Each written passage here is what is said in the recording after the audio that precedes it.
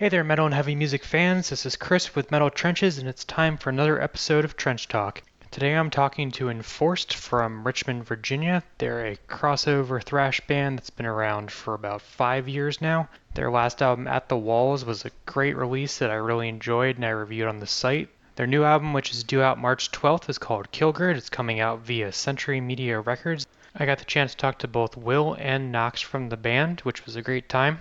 As always, please do like and subscribe for new content. We're available on pretty much anywhere you get podcasts, whether that be iTunes, Spotify, YouTube, pretty much any other platform. And also check out the website itself, as there's plenty of written reviews from yours truly. On to the episode.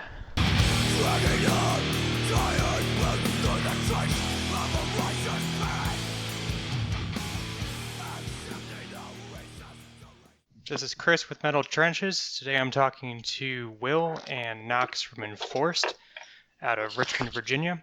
Their new album Killgrid is out March 12th on Century Media Records, but we're talking about it almost a month early at this point. So thanks for joining me today, and just to start, if you can just introduce yourselves and what you do in the band. Hey, I'm Knox Colby. I do vocals in Enforced. My name is Will Wagstaff. I play guitar. And so usually just as an intro for a lot of bands, one thing that I usually like to ask is if you could describe Enforced in a single sentence, whether you're using genre tags or just any kind of words in particular, how would you describe it? Crossover death. I would say pummeling heavy metal. I think that's a great way to put it. I always like asking bands that just because you get different answers depending on who you're talking to, and some people like genre tags, some people don't. Yeah, that's a cool question. So I really liked At the Walls, your album from 2019, but I know that that was a lot of old songs. You had 2 new songs on there, but the majority of it was your 2017 demo and Retaliation. So a lot of it was kind of old at that point from, I guess, a band perspective. How long has Killgrid been in the works for? Do some of these songs go back to that time period, or was this put together fairly quickly? It was a long time. I mean, Hemorrhage is almost as old as those 2 new songs on At the Walls. So we've been working on a lot of them for a while now. Yeah, Hemorrhage and Beneath Me. Beneath Me was also one that was pretty much fully written, like, Beneath Me during At the Walls stuff, you know. And those 2 songs that made it onto At the Walls were kind of just the first 2 songs that we taught Ethan and Alex, and they kind of helped form those songs as well. So they were kind of the ones that made it on that record. So then you're probably finally ready for some of this stuff to come out, right then? Have you been playing some of these songs live before? We used to do Hemorrhage as like an intro. Yeah. Just the beginning part, and we played Beneath Me for a while. We played both of those January tour last year, but yeah, we've had this record written for a good amount of time, so it's nice to finally get it out. Did it get delayed because of COVID at all, or was some of that just with the Century Media signing that it kind of took a little bit to get everything together? It just took a bit to get together. Yeah, it's a little bit of both, I think. I think there was definitely a time last year when everybody was kind of like had no idea what was going to go on, so it was and I think probably like pressing plants and stuff, you know, maybe got closed, or the supply chains got messed up, and we definitely, we at least had one like kind of like, let's push this date. And then like the studio was kind of sketchy. We were like, should we go to the studio? Should we not go to the studio? So that was something we had to figure out. And but it's nice that it's finally kind of done, and like hopefully we're on the, you know, hopefully we can be on the up and up. Yeah, I feel like it's kind of the current situation right now is that I'm getting flooded with review music, and that was true last year too, but I've been telling people that as bad as I thought it was last year with trying to keep up with everything coming out, that it'll probably be just as bad in 2021, because for everything that did make it out, I feel like there's tons of stuff that just wasn't announced or got announced and now is coming out like this year instead of last year. Yeah, it's probably true, honestly, yeah. Sorry to increase your workload. No, it's good. This is a good hobby for me to keep me sane from working from home with my day job. That's understandable. Yeah. What do you do? I do data management for a large jewelry company. So the wife works downstairs, I work upstairs, and we can interact with each other, but that's about it. So you do data management, okay? Yep. So does that like super mind numbing? It can be. So it's a lot of data entry and other stuff, but our team's really small and we manage like the entire hemisphere, so it gets a little crazy. Oh shit! All right. But I like it overall, for something that pays the bills, it's not the worst. Yeah, totally understandable. All right, so back to the album. One thing that stood out to me about Kilgrid was that it's a lot longer than the material you guys have done before. It feels like you guys are being even more ambitious in how you're writing everything, and I think it really Oh yeah. works. And was that, Thank how would you say your songwriting has changed from the earlier days? Was it just kind of fast and short, and now you're trying to do a little bit more, or? I would say it's less because I mean the demo. I mean that's like it's a demo, so it's just like do it quick, get it out the door. Retaliation had a little bit more thought into it. I don't know. We put a lot of thought in all of the songs, and everything's like really considered. So I think with Kilgrid, it's kind of like I guess the album that we were always wanted to write because that's how we were hearing everything, or like wanted to do to make everything a little bit longer, a little bit more, I guess, just thought out. And Will, you probably have if you can hear the question Yeah. or whatever. Yeah, I can hear a little bit better now.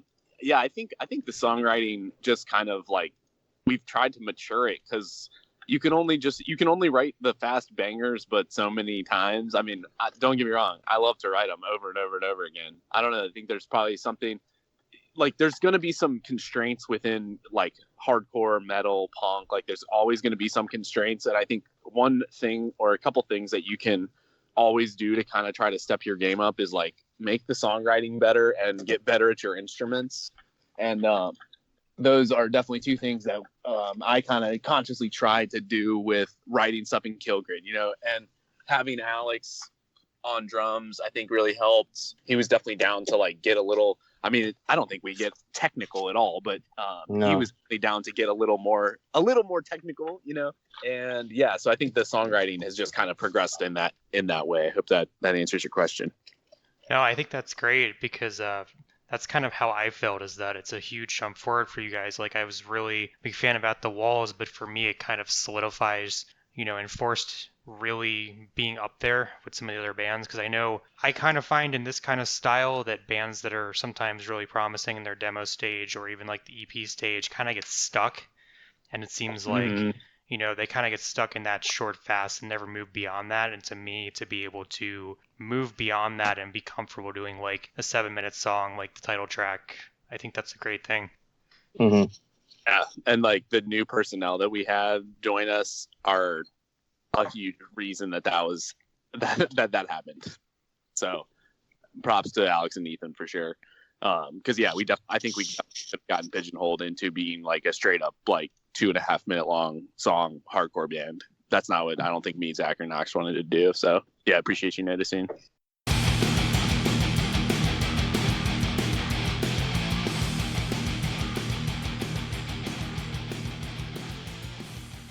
Yeah, and so even though your songwriting's kind of progressed, I notice you've chosen to kind of stick with some familiar faces for recording and mixing mastering. You're working with Bob and Arthur again. What do you feel they bring out in your music? Like, how do they kind of help transform the ideas that you have? We've been friends with Bob forever, and even before Enforced, and I think before I even knew Will or anybody else, all of my bands were recording with Bob all the time. So it's just, yeah, I mean, I think everyone's just super comfortable with Bob, and Bob will be brutally honest on how much you suck. If you suck, he's going to tell you. So, and then working with Ricky at the Ward, that was cool. I'd never worked with Ricky before. It's a great recording studio as well. And Arthur was just seemed like a natural fit. We had worked with him before, and we had kind of debated. He's like, "Do we do that? We've already done that." But it's just like, no, he knows what he's doing, and since he's already done it, I think he knows exactly what to do for this newer, longer, heavier stuff. I think he did a great job. Yeah, I would say in terms of like what they bring out in the music. I mean, Bob. I remember the first time any of my bands recorded with Bob. He like I kind of was asked. He's a pretty quiet guy, but I was kind of shooting the shit with him, trying to like kind of get his vibe on if he like liked the demo or not, or if he liked the music. And then he kind of started giving me like a few ideas as to like shit that we could do in the song or something, just like little ideas here and there. And I would be like, hey Bob, like what if this sound thing, what if this kind of like a soundscape thing happens in this area? He was like, oh yeah, I know exactly how to make that. And he would just like pop it up on his keyboard, and we'd be like, holy shit, like wow, that's amazing. So like Bob's like an extraordinary artist, and he helped with this. We're about to release it's kind of like a visualizer clip, but it's all like practically done, and it's like burning plastic basically. It's like rain. It looks like fire raining, but it's like burning plastic with our logo on some transparencies inside of a fish tank, fogged out. Like Bob is the guy that kind of like thought this through. He's like, I want to do something really that looks cool. Like the Thing. He's just a crazy guy, and he just has great ideas. And I think we're a band that is basically down to do anything.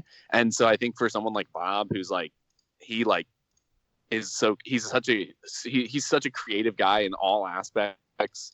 That's super beneficial to have. So I would say that for Bob, he's just super duper creative. It's awesome to have like another creatively minded person in the room. Ricky is basically very similar to Bob. I would say Ricky and Bob split the hardcore and punk like down the middle in Richmond. I mean, they both are both just great assets, but we've worked with Bob more. And then Arthur, yeah, I think Arthur's just like he's kind of similar in the fact that he knows kind of what we're going for. He's very easy to talk to, very easy to work with.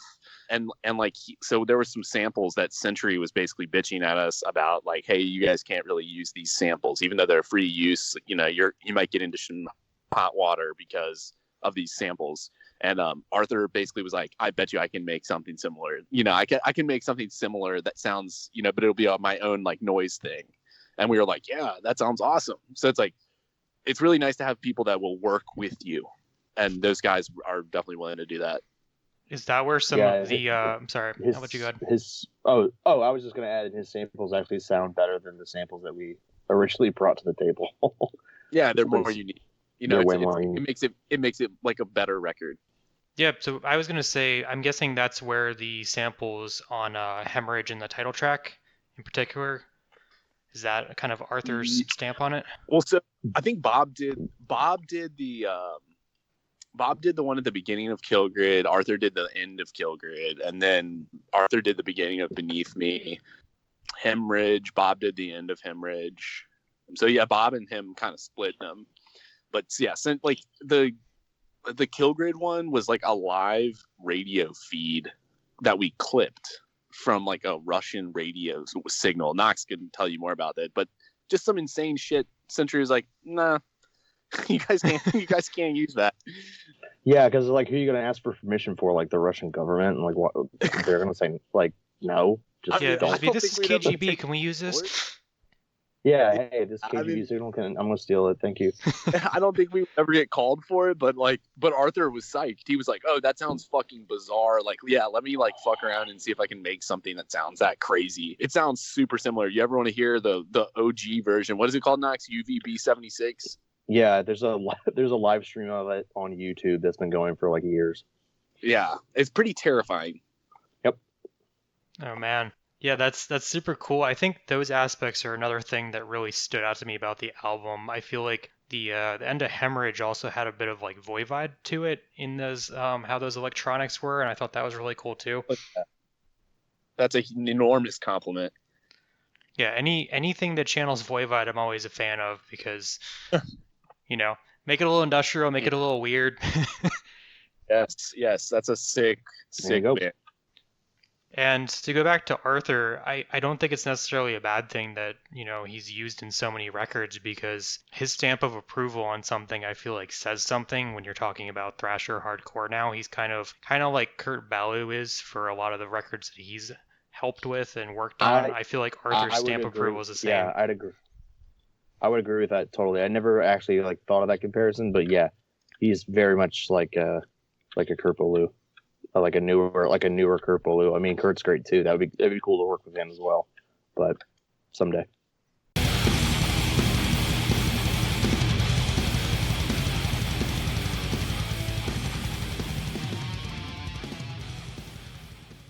The first taste that people really got of the album was the video for Malignance, which was shot to just look very 80s and kind of old school. Where was the footage shot? Was that local from Richmond or was from that from around tour? Yeah, we always bring this really shitty VHS camcorder on tour, and we kind of play around with it and shoot. We'll record whoever we're touring with in hopes that they'll record some of us too. A lot of that footage is with the tour that we did with High Command, and they actually used a little bit of our footage that we used in one of their music videos as well. So it's kind of reciprocal back and forth, which is pretty cool. That's awesome. Yeah, and it was basically stock. I guess not stock, but like just old tour footage that we had lying around that we digitized, and we also shot like a live, like I guess like warehouse shot, just so we would have like just a band, like a consistent band shot, and we just basically just meshed them together. Ethan did all of that by himself, and it's awesome. Yeah, it gave off this very like 80s 90s vibe to me, like the old when they would have band sets on VHS or even like old skate videos, which that was really cool. Thanks, man. Yeah, it has a very, and I like that it's in full screen. It's not in widescreen, so it's like a very throwback of it just looks dated in terms of like ratio and of the grainy footage. So it just looks like something found. It's kind of coming back in a weird way. Like there's a nostalgia for it now. Mm-hmm. I mean, even just looking at all the synthwave bands, like Perturbator and things like that, they capture 80s in a big way, and I feel like that seeps into just every style of music now, which is great. I think people miss stuff like that. Yeah, I think they definitely do. Yeah, everything as of recent has been like super clean, super polished. It's just like, no, make it gross, make it gritty. Yeah, that's a complaint in metal a lot for me is, you clean it up too much, it sounds too digitized, and then it's like by the time you see the band live, it just sounds completely different. I kind of like when you get that sweet spot in between where you can capture some of that live energy, but you can tell that it's also had a little bit of studio polish in a good way. Mm-hmm. I agree. So I also wanted to ask about the artwork. So you guys have worked with some pretty cool and kind of bigger names for your artwork. You worked with Dwid from Integrity for At the Walls. This time you've got Joe Patagno, who's worked with Motorhead, Pink Floyd, Sodom, kind of this huge name for metal artwork. How did you come to work with him, and what ideas did you give him? Any like initial ideas, or did you just kind of let him run wild? I think we were trying to figure out who we wanted and trying to find an artist that everyone agreed on for album art was tough, and people who we could afford, which was surprising. And I don't know how we came. Let me tell this. Yeah, you probably know better than me. I'll shut up. So, so I think we just had shot around some names of like people, and I knew like I used to play in Red Death. I'm good friends with Connor Donegan. He plays drums in Genocide Pact. And like, so I knew Patagno was like still kind of down to do like stuff in punk and like maybe younger bands and stuff. And then we also, I think everybody was kind of down for Seagrave too. So it was like we hit Seagrave up, we hit up Patagno and one other guy. And honestly, I didn't expect any of them to hit me back really, but all of them ended up hitting us back up, and was like Joe was the one that like I kind of, when I wrote the first email to him, I kind of like explained the ethos of the band, like kind of what we were about, and he was like, yeah, that sounds fucking badass. And I was like, whoa, like that's crazy. And I was like, listen, this is like the budget that we've got, like do you think we can figure something out? And he was like, yes, absolutely.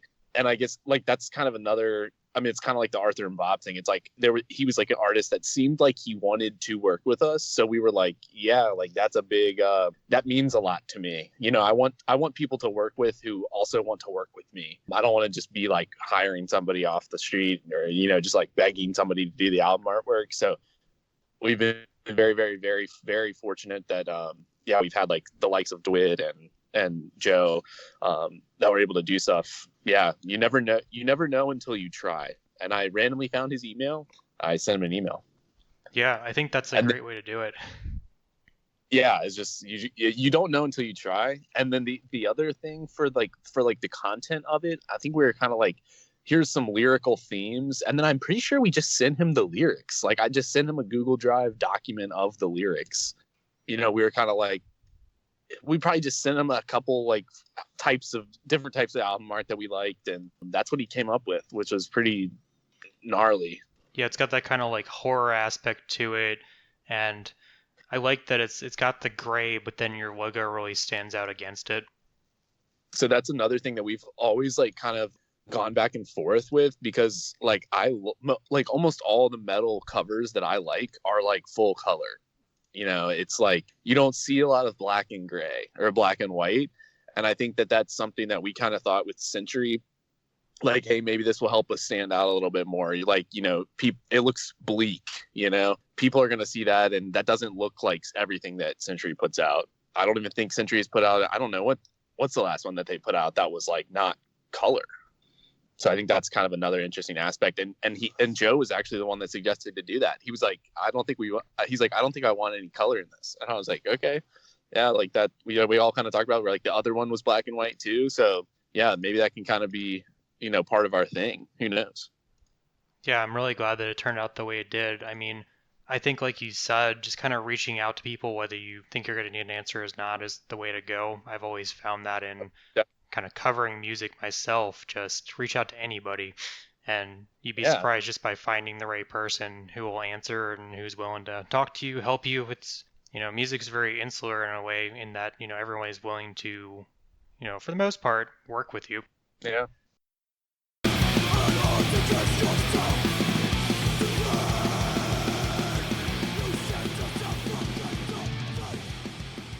So I wanted to ask about kind of signing with Century Media.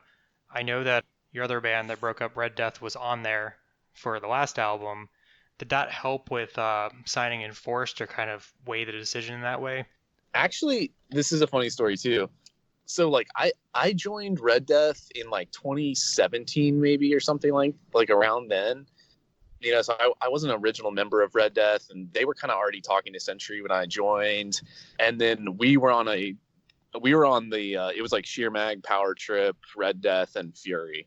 It was like a 5.5 week long tour. And I randomly got like the band like Enforced's Gmail account randomly got an email from the guy who is now the head of AR at Century, Philip Schutt. And he was just like, hey, like, I came across you guys on Bandcamp. Like, this is awesome. And I'm interested in talking to you. I'm trying to bring Century back to like more root stuff, like what they were kind of doing in the later 80s and early 90s. And I honestly, I thought somebody was fucking around with us. So, Yeah, you're like, this can't be real. Obviously I was like, this can't be real. I hit the chat up. I was like, yo, do y'all see this email? Like, am I tripping here? Like, this looks like Century's interested in talking to us. And then I knew that Red Death was kind of talking to them already. So I was like, oh yeah, maybe they are trying to like sign some younger bands and stuff. And I ended up doing a Skype call with Philip, that same day. And that's kind of how we got onto Century, was through Philip. And Red Death actually went through my Gitter.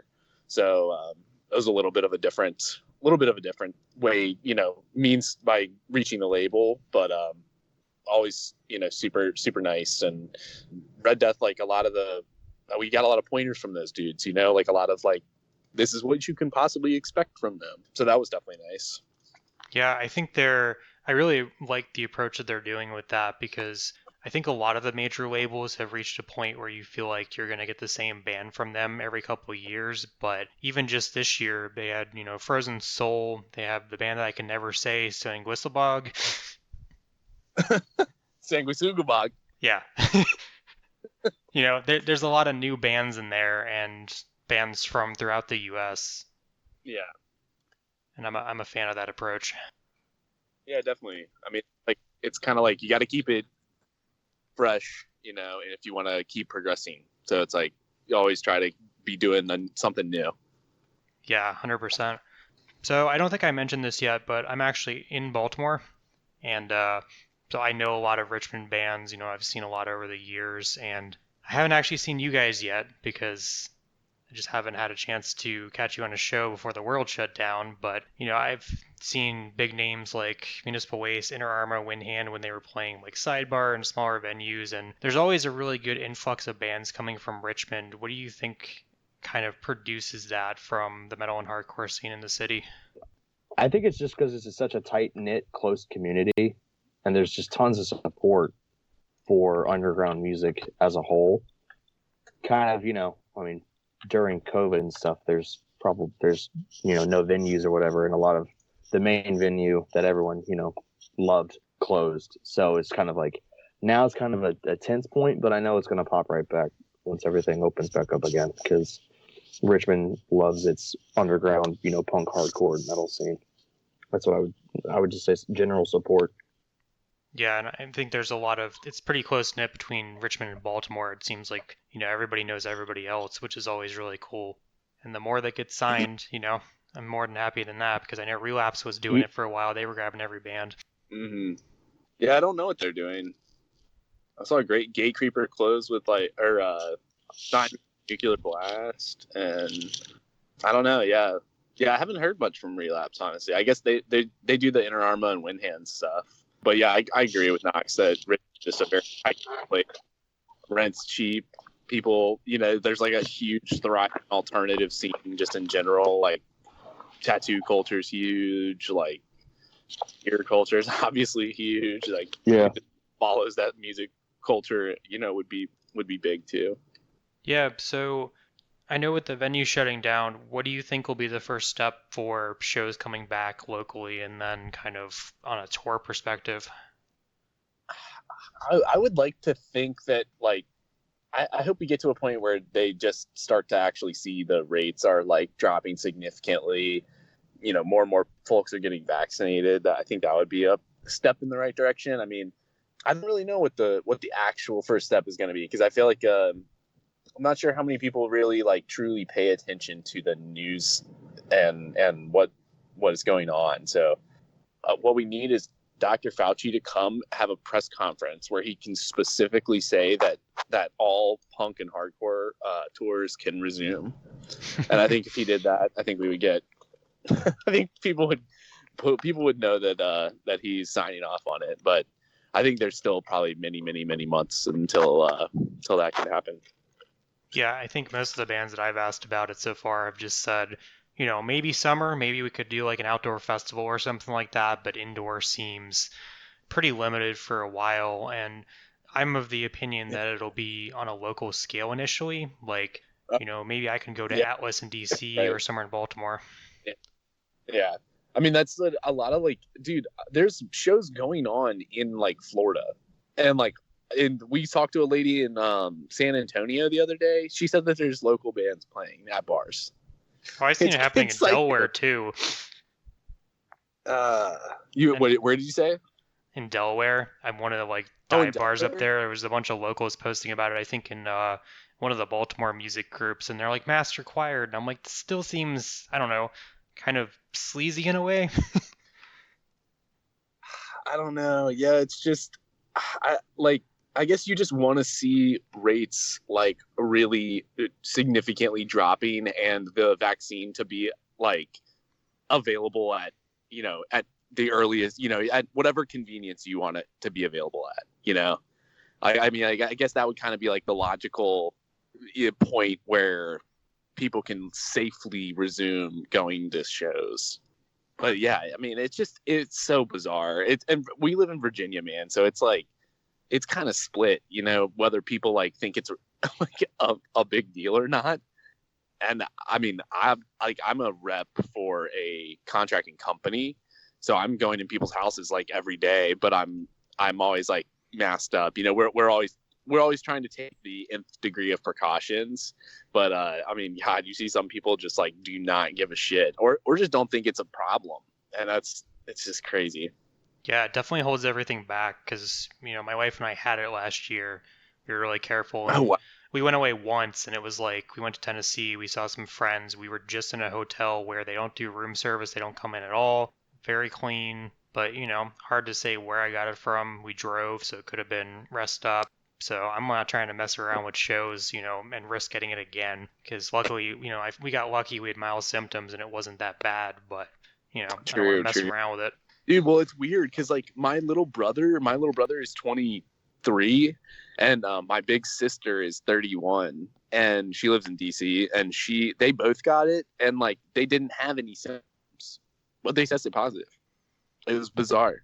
Yeah, I felt like I had a cold. It was just exhaustion and nothing more. And then I figured it was just, seasonal allergies from the summer or, that kind of stuff. Yeah, yeah, And then, yeah. yeah, I got the positive test and I was like, now what? Fuck. What do I do? Yeah, and Shit. then they tell you to isolate, but, we live in a townhouse and there's only one working shower. So it's like, okay, we're Oh both going to get god. it. Oh god. So did she tested positive too? Not initially. She had a negative at first, and then I think we had to quarantine while I got over it, and then she tested again, and she tested positive at that point. So it's crazy. It goes God from damn. like a negative to a positive, and then it's just crazy times. It sucks. It sucks. But that's why, like I said earlier, it's good to have music as a distraction. Yeah, I mean, I was definitely looking forward to, like, we had hit the ground so hard in 2019. Like we played St. Vitus like 5 times in 2019. It was like how you're supposed to be touring, like play the same city at like same bar like multiple times in the same year. And so I was like, in 2020 we started off with a month-long tour, so it was kind of like, wow, and then we were going to record the record right after that. Hopefully the record was going to come out like in the late summer, and we had a tour with Wormrot that like fell through. That was like here in the States, but Yeah, I know they're like supposed to have that a new just, album, I think this year finally too. oh really, yeah, like that just got straight up canceled. And like, yeah, I was really excited that we had like a lot of good momentum going. And I think that's why they kind of want to push the record to like see if like some of this can like work itself out and we can kind of like drop the record and go on tour again. But I don't think that's necessarily going to happen. But we've had a lot of good luck finding like guys to do videos with and stuff like that. So we got some cool like videos in the works, and I'm hoping maybe we can.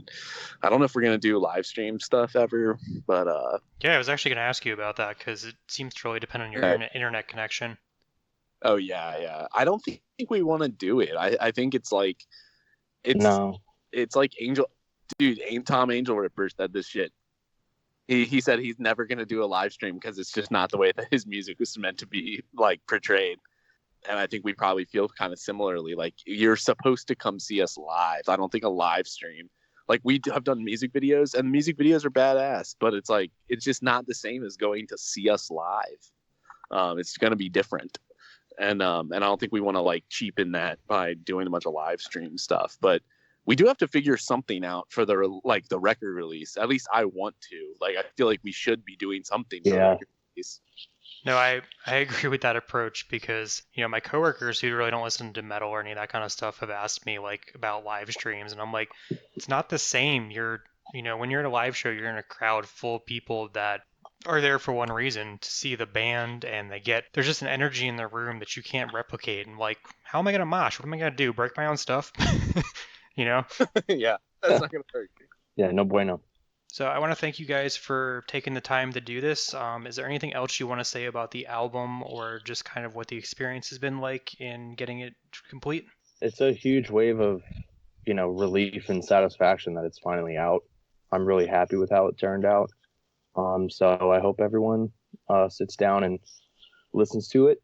And, if you're interested, follow us on, all the social media, Twitter, Instagram, Facebook. I think everything's enforced RVA except for Facebook. I think it's just enforced. No, it's all enforced RBA. Oh, it is? Okay. But yeah, no, Chris, thanks for taking time out of your day, man. We really appreciate it. Yeah, great to talk to you guys, and hopefully when shows eventually happen, I'll see you locally because I'm not that far away. Dude, yeah, for sure. Come up and introduce yourself. Yeah, absolutely.